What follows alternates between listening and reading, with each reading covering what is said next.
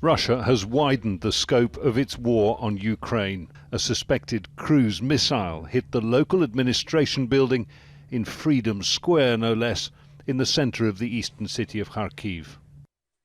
Homes regularly come under fire now too.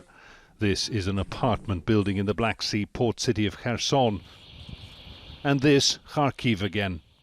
The Russian liberators have come, the man shouts, in the aftermath of Tuesday's missile strike.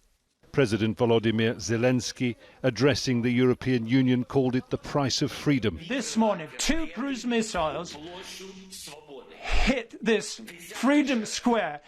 Dozens of killed ones. This is the price of freedom. The translator struggles to contain his emotion. We are fighting just for our land and for our freedom. 70 Ukrainian soldiers died when a military base was targeted by heavy artillery in Akhtirka.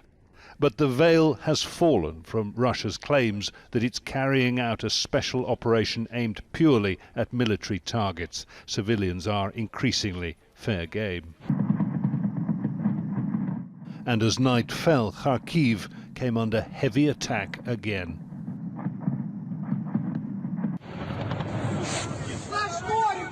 The change of tactics, a possible consequence of Russia's slow-moving advance on the ground.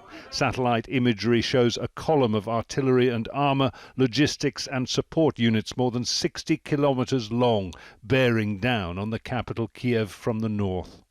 Another is advancing from the south, the aim to encircle the capital, intimidate the civilian population and force the surrender of Ukraine's government. Western intelligence points to poor communications and frequent mechanical breakdowns. There's a dogged Ukrainian resistance as well. Captured Russian soldiers are said to have been told that they'd be welcomed here as liberators. This is how people actually feel. At the heart of it all, in the capital Kyiv, attacks have resumed, including on the main television transmitter, cutting public broadcasts. People already eking out an existence in conditions of unimaginable stress know that worse is to come. And the scramble to leave the city, on the few exit routes still available, is growing more desperate by the hour.